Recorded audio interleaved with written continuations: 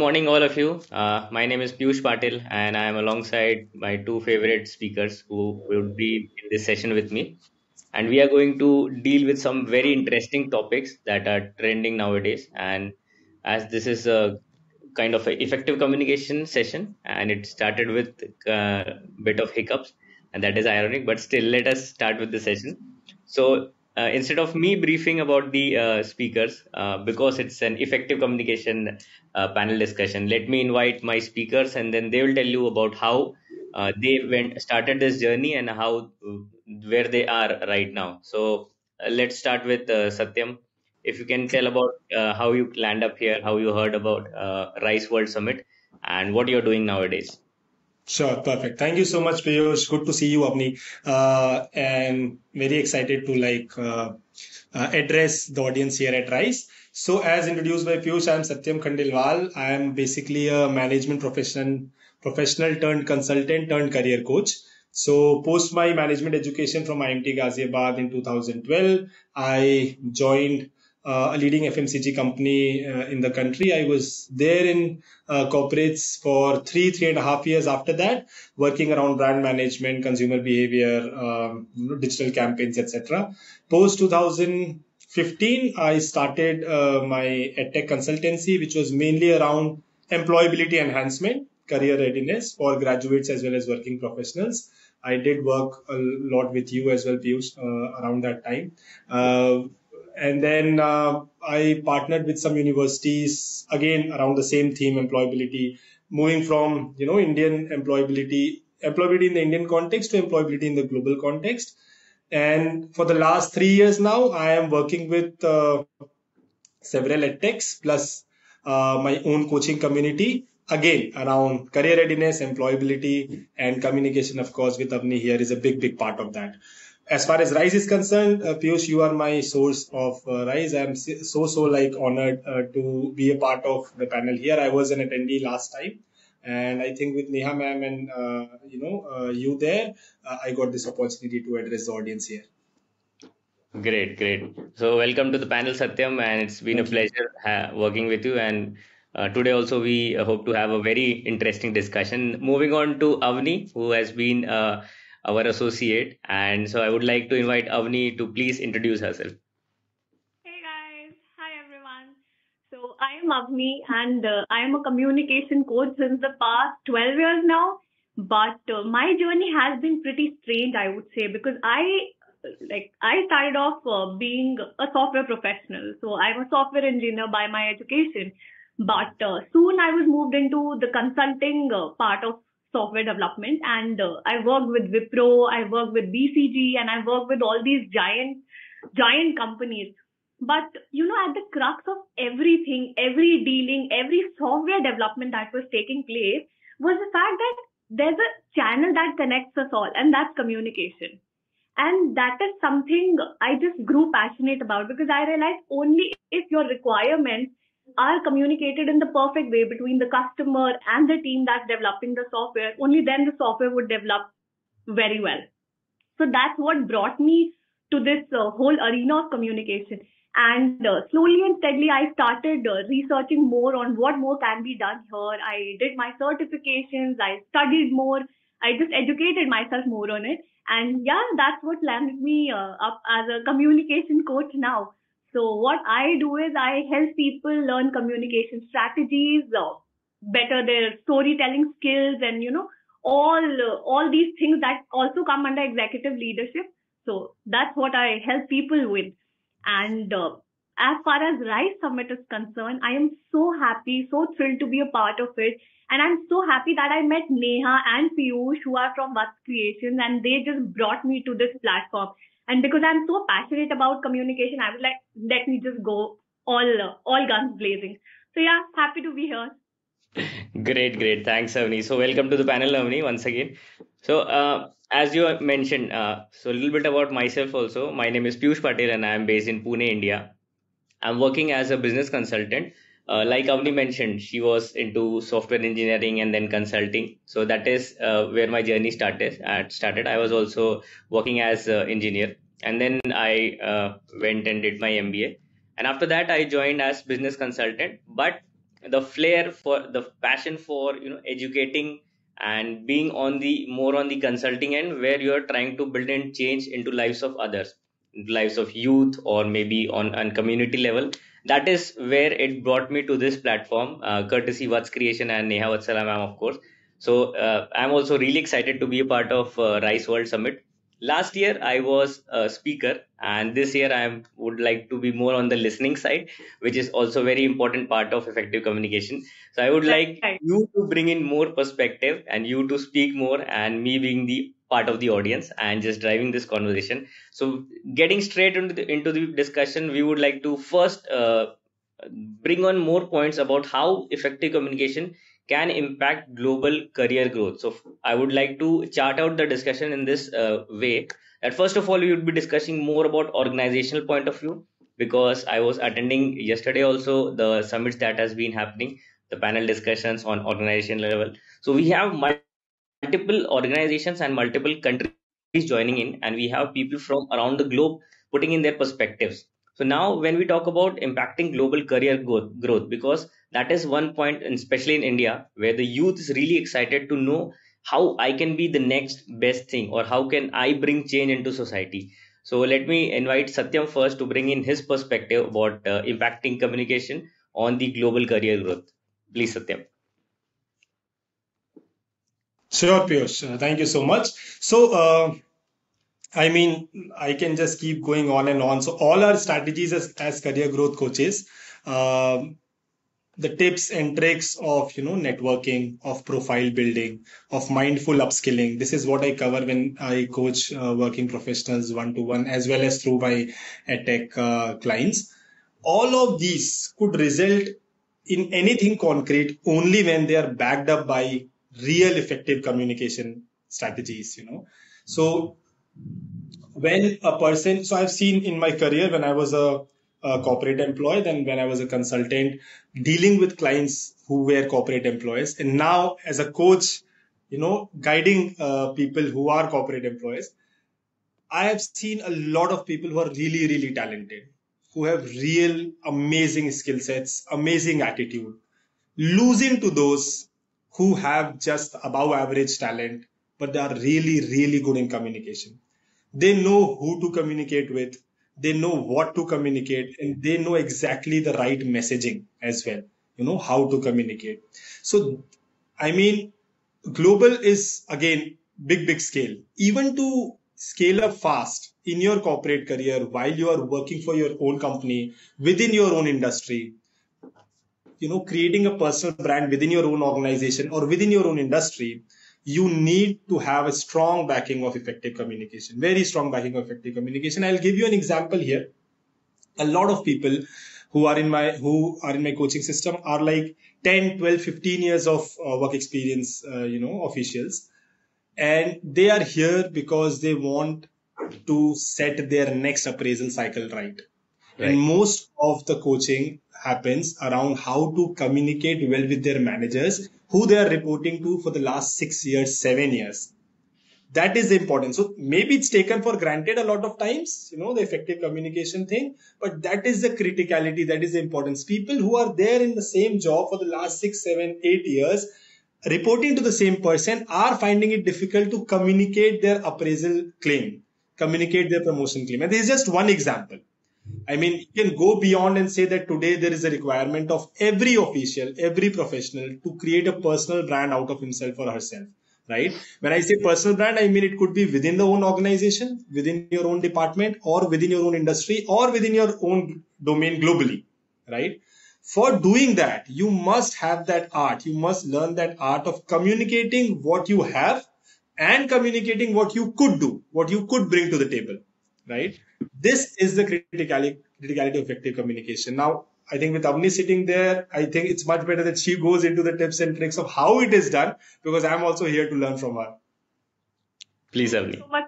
Thank you for your insight. And there was one thing that I really liked, with which you really started off this discussion, and that was that we, having been here for so long in the industry, we have often seen how a lot of times people who have excellent hard skills, which are your technical skills, and all these technologies and everything that they're working on, they're often overshadowed by people who have amazing soft skills.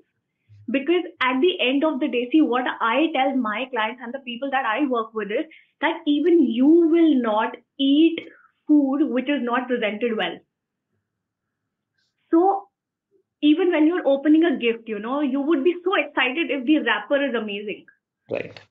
So I won't even say it's sad, but as real as it can be, this is what it is. So as so communication plays an excellent role in developing a person 360 degrees in having a 360-degree development of a person. Now, at the same time, when we talk about communication with respect to global networking and global career growth, communication takes on a very important turn here. Now, what I believe is that communication helps in three steps. First step is when you know how to communicate, you are able to create a bridge. You are able to create the right bridge between two people who have to connect, who have to develop a relationship. The second thing communication helps us is with maintaining that bridge by use of empathy, your tone, the words that you're selecting, and such subtleties. The last thing that good communication helps us with conflict resolution. Considering the world that we are in today, conflicts can come just like this. So, good communication and the right communication, communication which has been tailored as per what the receiver wants to hear, helps us in maintaining that bridge and making sure it works smoothly. And that is what I believe is so imperative to global career growth. Because, see, wherever you go, whichever country you are a part of, whichever networking group you are a part of, it all eventually boils down to the empathy in your communication. So I think that's how communication helps us in global career growth.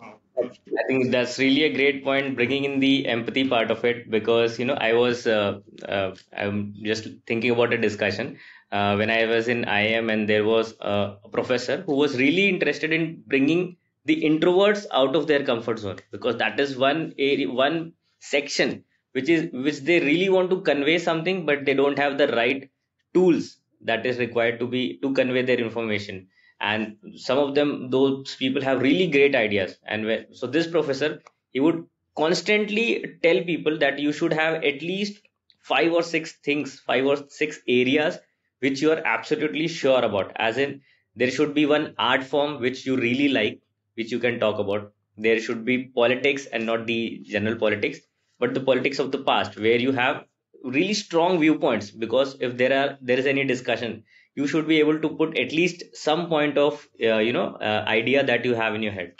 There should be a music that you really like, a music form. It doesn't have to be the latest one, but it could be something that is from the Carnatic music or from the Latin, that you really like, some kind of passion that you can continuously talk about, because these are the points that you will, if you have in your kitty, you won't be losing words while talking to people. So that is something really important when we talk about the empathy part of it.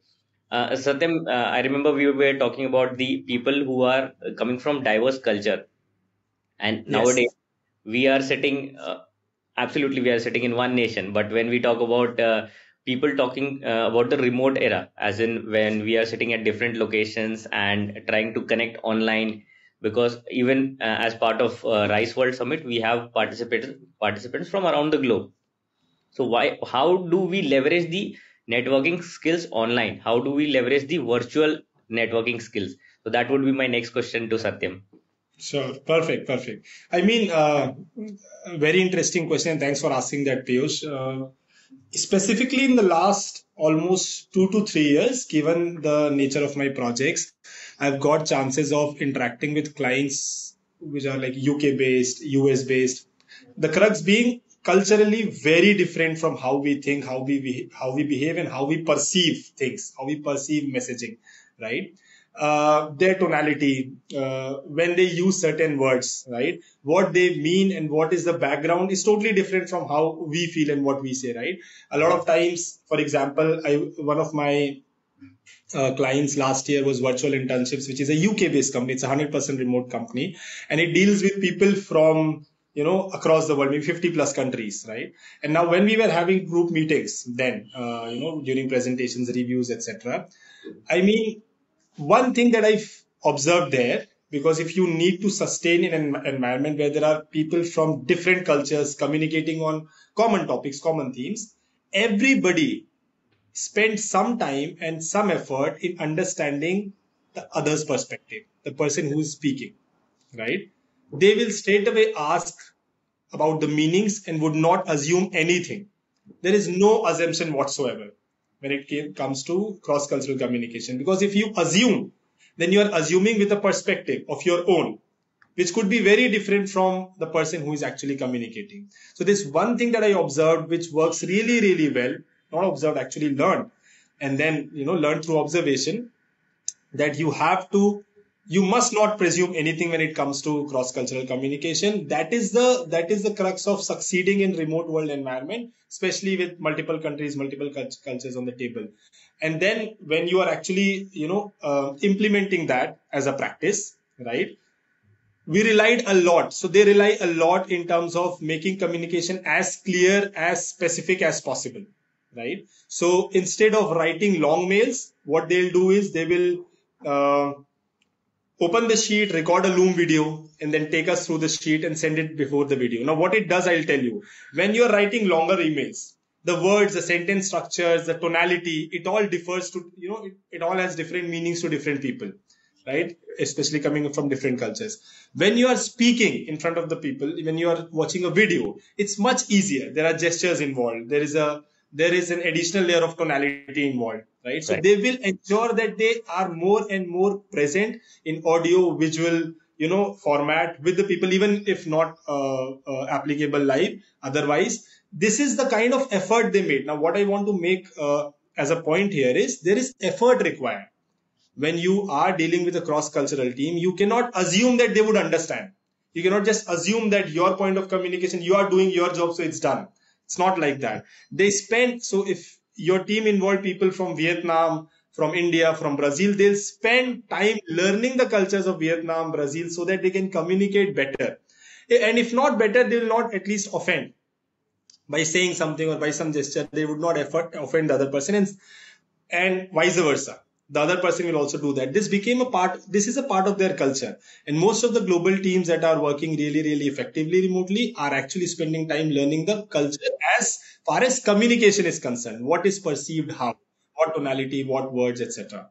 So this is my submission there. Right, right. And on those lines, thanks, Satyam. On those lines, I would also like to bring in Avni. We were working with Vats Creation and a lot of marginalized communities. We work with brands who are not able to put up their point. So when we talk about global communication, how do we ensure that the voices of marginalized sections are not overlooked? See, what I would add here is, like Satyam was also saying earlier, is that Piyush, when we are working with such a diverse culture, you know, things tend to be misrepresented, things tend to be misunderstood. And there are Right, a lot of barriers that come, especially. So one barrier is when anywhere there's a cross-cultural community. The other barrier is if there's a virtual community on top of it. So when both of these two things, two major factors you're combining, your problems just increase manifold. right, Now, the thing with cross-cultural communication is that we are often unaware of the other party's nuances. For example, with respect to their body language, their verbal, their tonal aspect, and their expressions, and all of these things. Now, let's take, for example, marginalized communities. Now, if I take marginalized communities from India, our way of talking would be so different from one another. Our language would be different from one another. Our body language in itself would be so different from one another. The way we present ourselves would be different from one another. Now you put us across the screen and things would go kaboom, right. you know. So these are the challenges that we encounter here. However, in my experience of working with people from different backgrounds and cross cultural teams, there's one thing that I've realized that works wonders. when it comes to cross-cultural things is that there's one string that connects us all, and that's empathy. So I am a huge believer in the power of empathy. That's why I said it in my first discussion also, and right now also I'm saying it again, and that's empathy. Now what happens is that empathy in such context means being vulnerable. So when you show the other person that you're vulnerable, the other person, now vulnerability is an emotion that transcends all cultural dynamics, all levels of caste, all levels of races, everything. It transcends everything. So when I'm telling the other person, hey, I'm vulnerable, I am, just trying to learn your nuances. I might not be very good at it, but at least I'm giving an effort. I'm making an effort here. I'm trying to respect your culture. I'm trying to respect your way of talking here. And I might be making mistakes. And that actually represents the human side of us. And the other person recognizes the human side of you. And that's how you connect very well in cross cultural teams is when you show that empathy, when you show that vulnerability.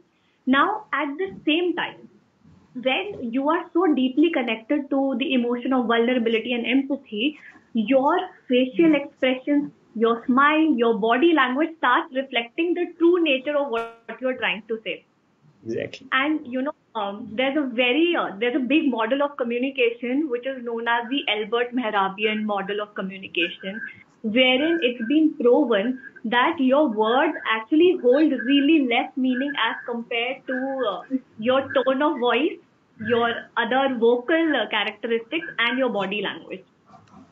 So when you show that vulnerability, those characteristics are immediately highlighted.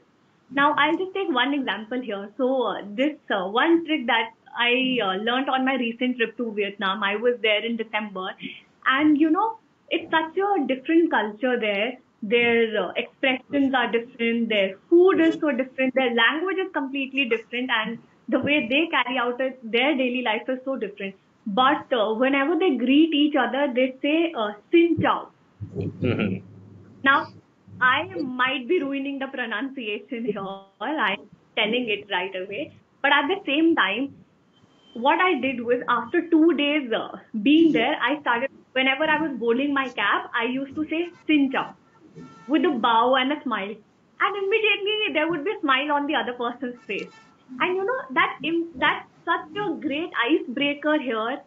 So that's something that I've learned. So you, like Satyam said, you have to put in the right effort, but at the same time, if you show some sort of vulnerability, respect for the other person's culture, and let them know that, hey, I am also learning, I will be making mistakes, you know. So apologies Right. in advance. That immediately creates that sort of camaraderie, that sort of friendliness in cross-cultural teams. And Right. like saying, the other part was about virtual communication. So when you're across the screen, there are certain things that get diluted. For example, your body language, your expression. So there's a lack of warmth when it comes to virtual communication.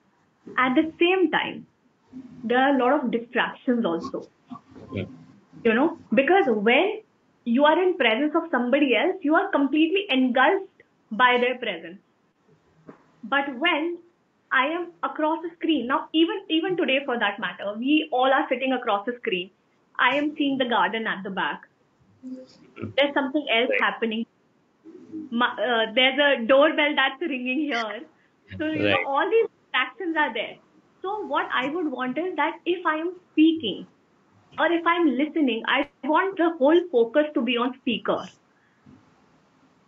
so that people don't get that distracted.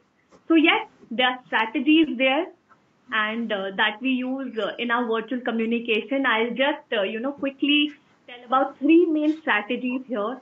So one thing is, because you want the focus to be on the speaker, I would say foremost thing is, sit in front of a plain background.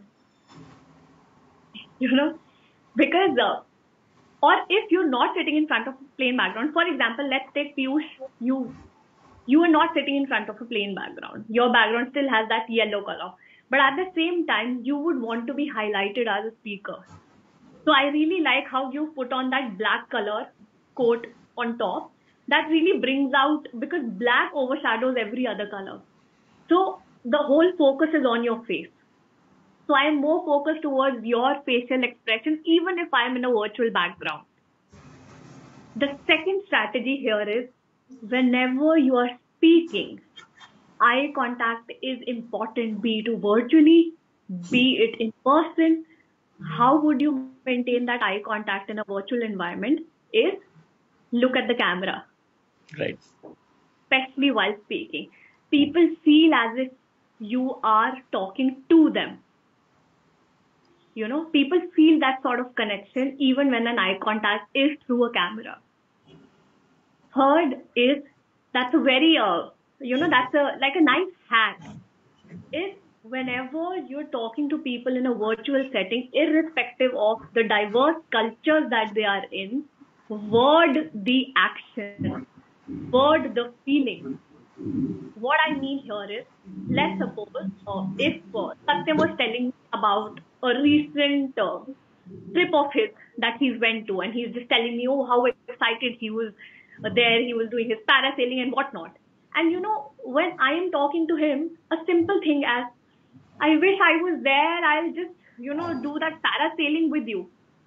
What I've done is, I've just worded out my feeling here. I've put my feelings into word. And immediately Satyam would feel, oh, Avni is there with me. When somebody is telling you a sad news, for example, a simple statement as, I wish I could have given you a hug right now. I've just worded that feeling. That immediately creates that camaraderie. So this is how I would say, dealing with virtual environments and dealing with diverse cultures.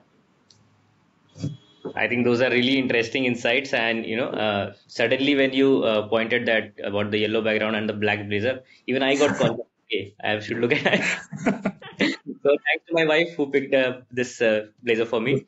And while we are talking about maintaining that eye contact, so suddenly I realized a lot of youth who comes to me, or uh, obviously they come to you also, you being the communication coach and Satyam being the career coach.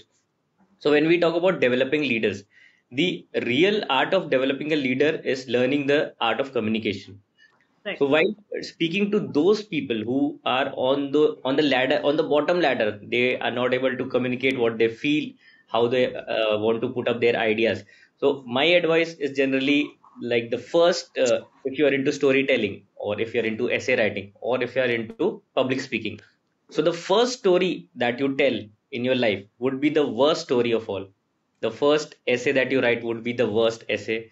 The first speaking, panel speaking or public speaking, whatever you take, that would be the worst, because that is the stepping stone. And day by day, you would be improving yourself. So I just want to bring in your perspective. Satyam, you might have encountered a lot of youth who want to develop themselves as a leader, but the first hurdle they face is the communication hurdle. So how do we deal with those people? Yeah, I mean, this was a very interesting point you brought out, Piyush, in terms of, how to make them start.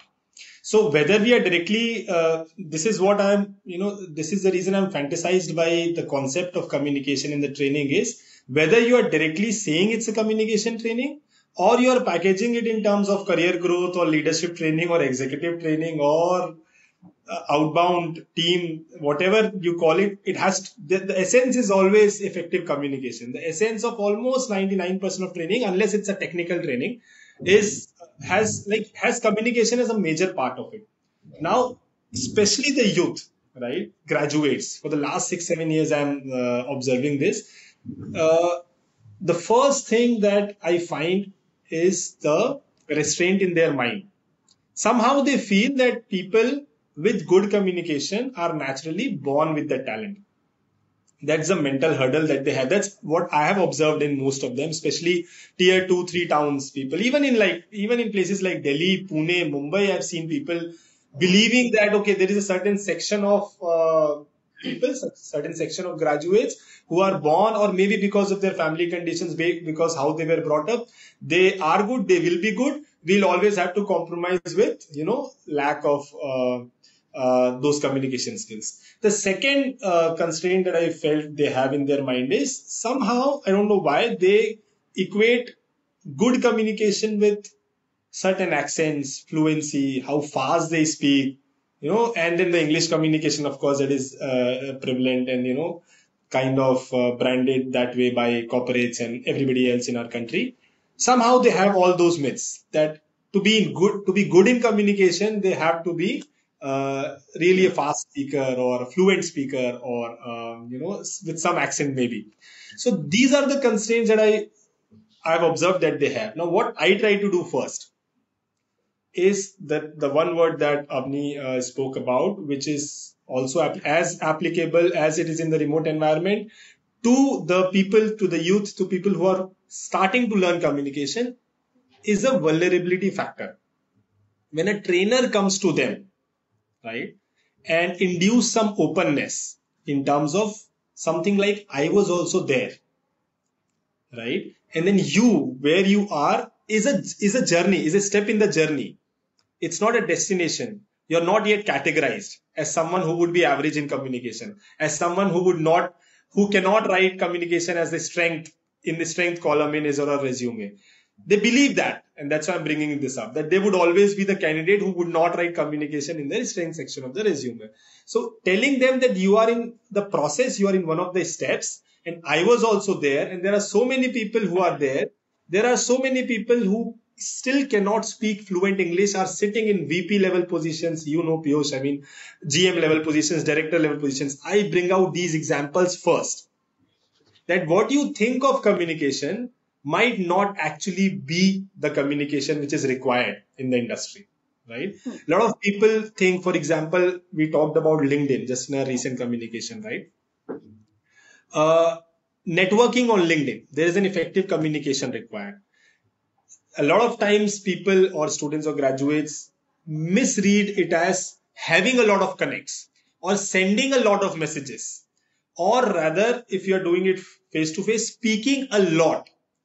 This is something that they misread in terms of communication. So first thing first, what I try to do is break down the myths so that in their mind they feel it is actually achievable. Okay, if I do not have to speak very fast, if I do not have to use really like great words, Shashi Tharoor kind of words, if I do not have to use any specific accent, and if I do not have to speak a lot, if I remove these myths, then communication seems to be a little achievable.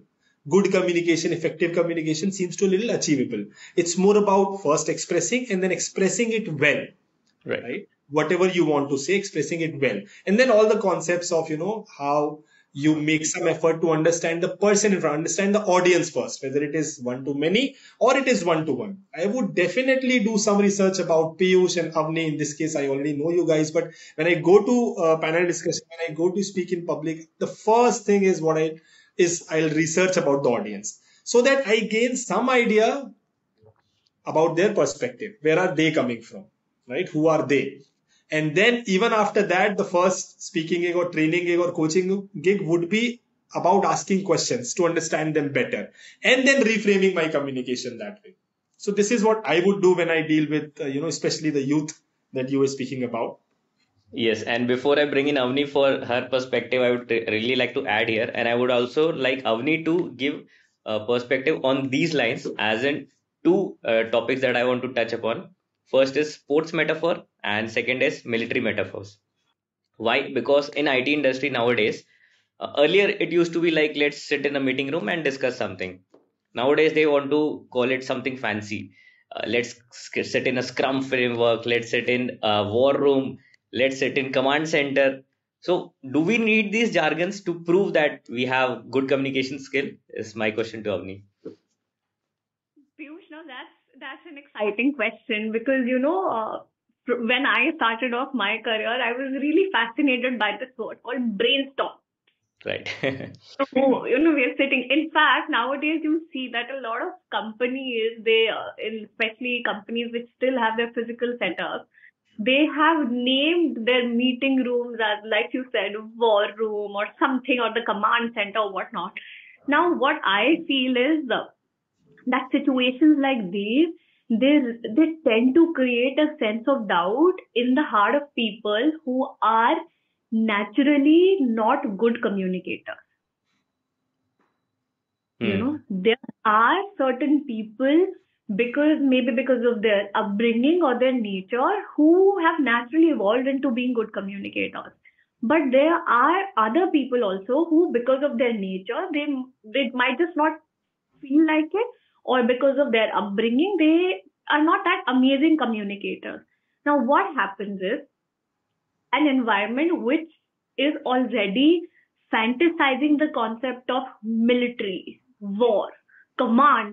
These are such masculine, powerful words here, such extrovert driven words here. Right. What it does is, it puts the other community in a sense of doubt. And it really hinders their communication and their imaginative thinking. They might have amazing ideas, but just because the room is a war center, they might not come up very easily with those ideas. They might not express them that easily. So I feel that, naming such, rather, you can come up with words that relate to cooperation or cohesiveness or something like that, because we are trying to bring in multiple people in on the same platform. And it's Right. not like great ideas only come from one end of the spectrum, they come from the other end as well. Leaders are all over the spectrum, Right. you know.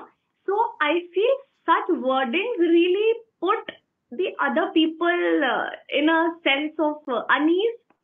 And so that's at least what I think, because in my so many years of training people and coaching leaders from the industry, I've realized that these people, so especially when they're about to receive their promotion towards a leadership level, or when they're about to receive a promotion wherein they have to now manage their team, at that time they have that disadvantage, because for so long they've not been able to express themselves wholly. So going forward also, they have that disadvantage. Right. Now, how I tend to break this down is, I always tell people that there are two parts of communication. One is how and one is what. One is what and one is how. Right. Now, the what part is wherein your hard skills would come into impact, wherein your content would come into impact, into impact, and wherein your overall knowledge is what is important. For example, if there's a topic, how much do you know about it? Have you educated yourself enough? Because, see, one major factor of communication is, if I don't know what am I supposed to talk about, how will I get that confidence? Correct. Yeah. So that's a major thing. So first of all, even dealing with people who are not good communicators here, I tell people that first of all, develop your what, develop your content. Going into any sort of war room or any sort of command center, at least be very confident on the content. And Correct. now the how part, how is what we train people on, how to be more expressive, how to be a good orator is what we give people training on. For example, we tell them the strategies, the state activation strategies, their confidence strategies that are there to help these people break that barrier. And I tell people one thing, that even if you're entering that war center for 1 hour, you don't have to change your whole personality. I'm not asking you to change your whole personality there.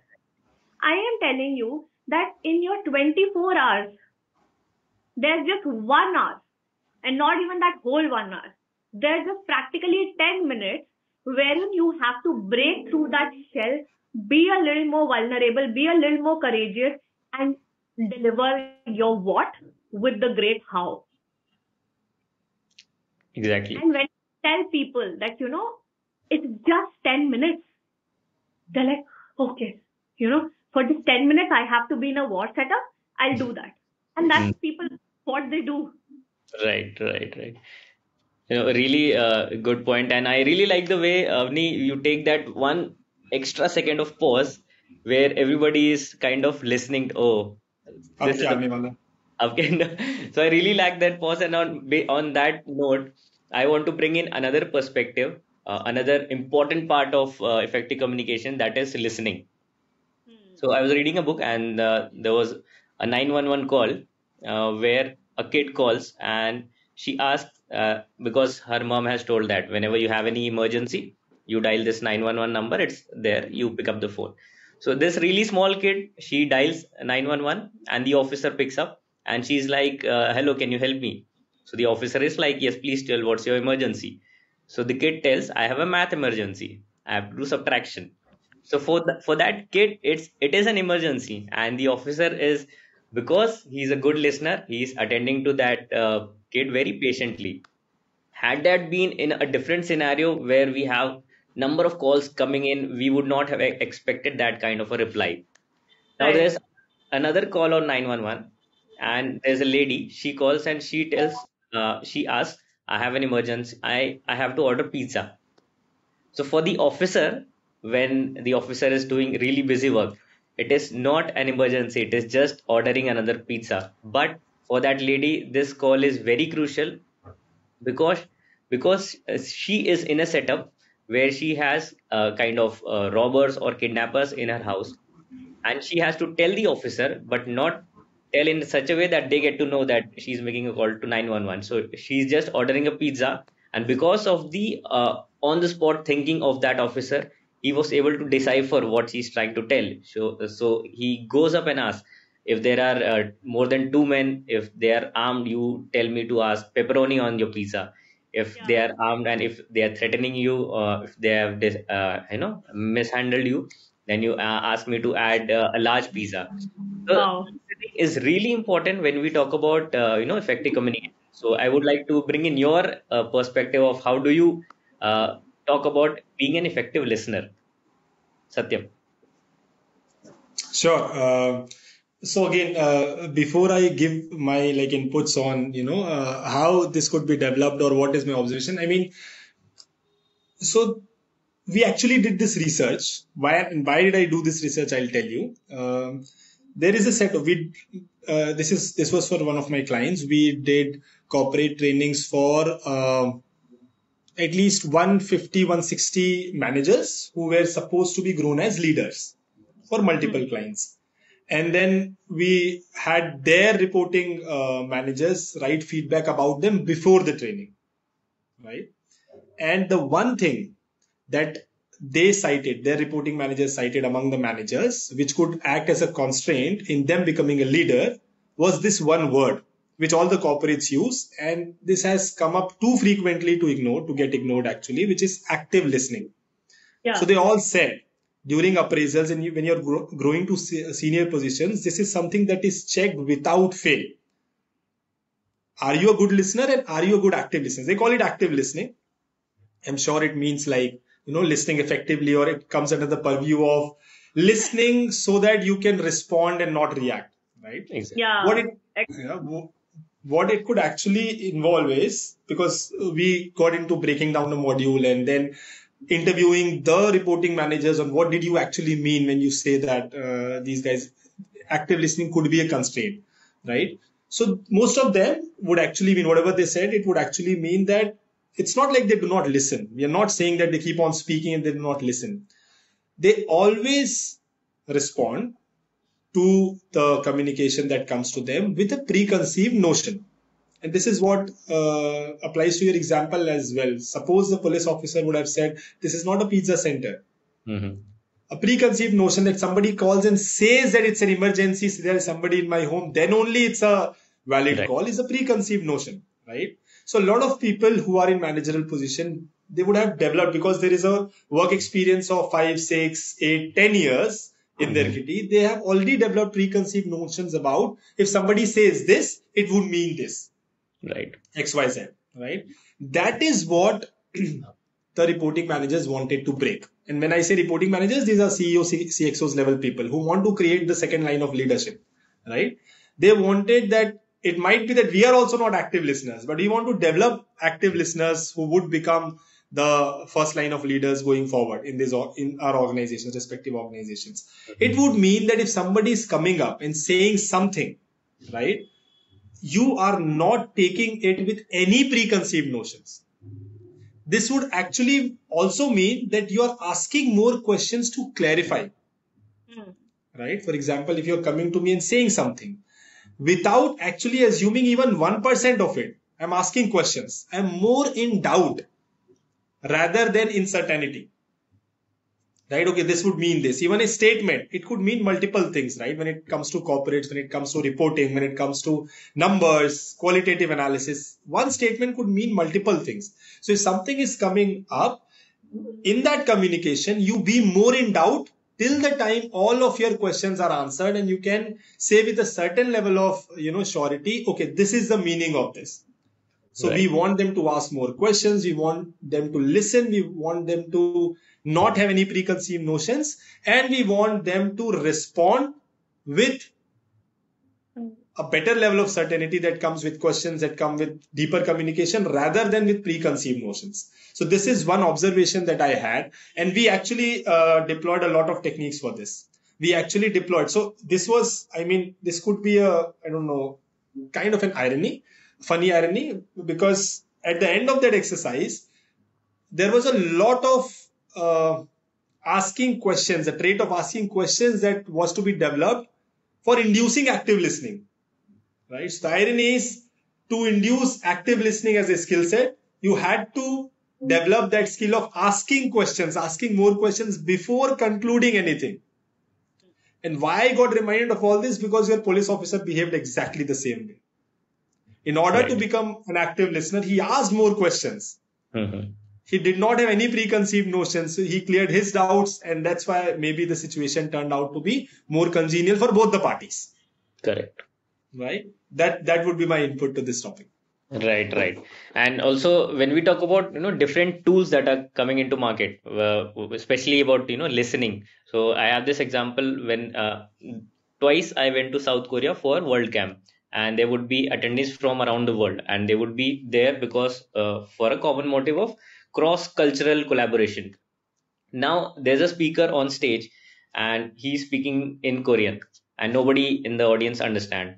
So in back in 2017, there would be translators in every kind of a row or a section. So where the Indian team is sitting, there would be one translator who is translating into English. There would be a Chinese team, there would be a team from Vietnam. So those were the time when it was manually translated, and it used to be really troublesome to hear also the speaker on stage, and at the same time the translator is also telling you. So it was really chaos.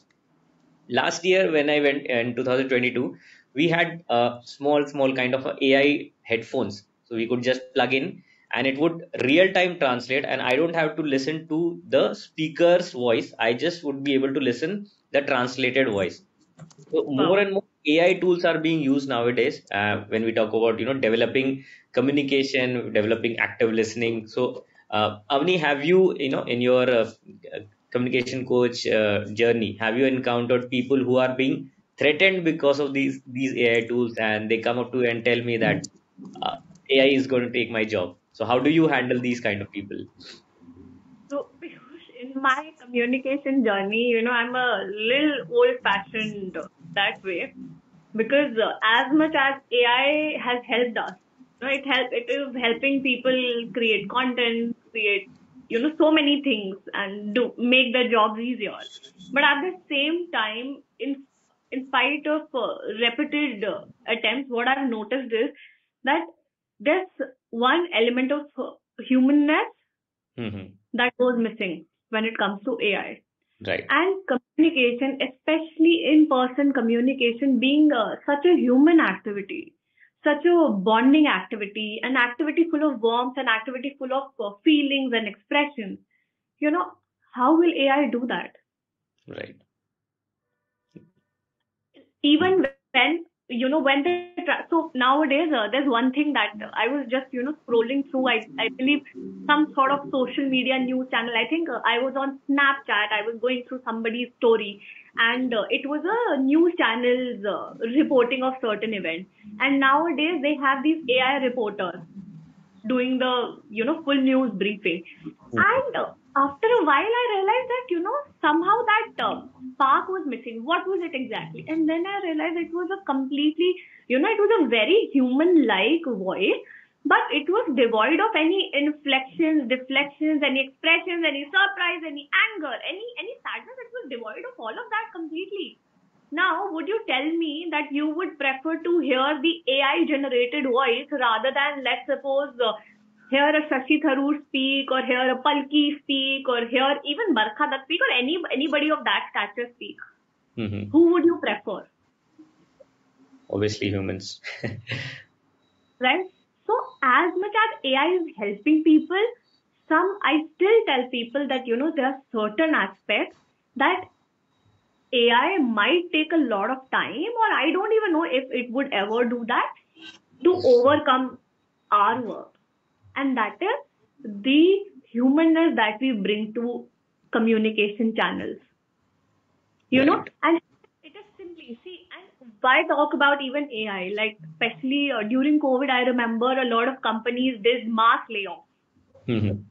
And if you talk to a lot of employees on LinkedIn, they had started posting how they were laid off, and people were full of, there was certain section of people who were full of so much anger and resentment towards that company, and they were like, oh, they just called 300 people on call and laid them off.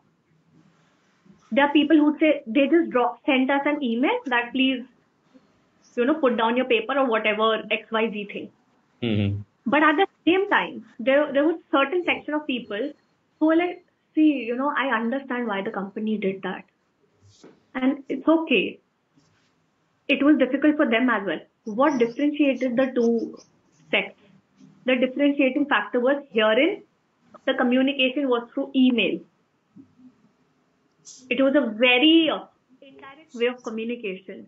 Herein you treated people as if they were just random resources that you had brought under one platform. But herein, wherein a manager or wherein the owner of the company, the CEO or whosoever is at the leadership level, they took that pain. They realized that it's a difficult time and we are taking a very difficult decision.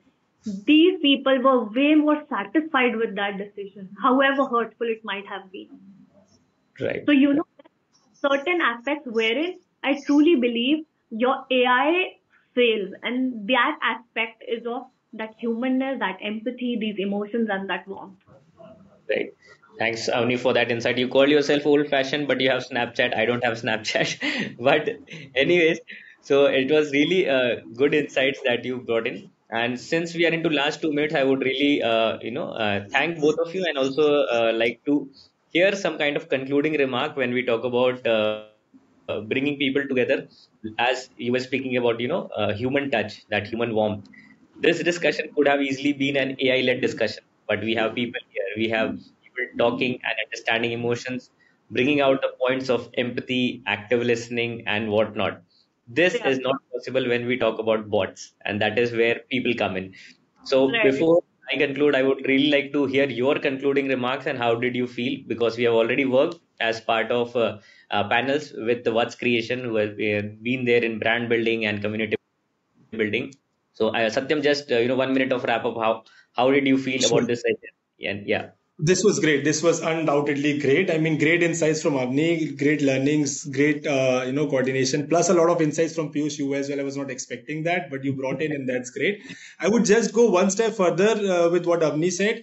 It's not like AI is will go to a certain level and then human values will be relevant. I'm saying I want to believe, and I do believe, and this is one of my great friends. Piyush, she's an AI expert. She says that with AI growing, human values will become even more dominant, because in Oh, the wow. fields where you need like human induced communication, the expressions, the feelings, the emotions, that will become more and more important as and when AI grows further.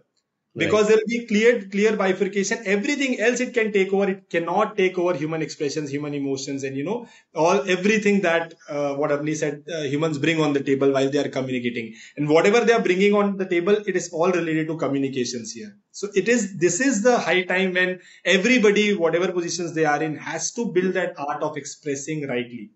This would be my concluding remarks.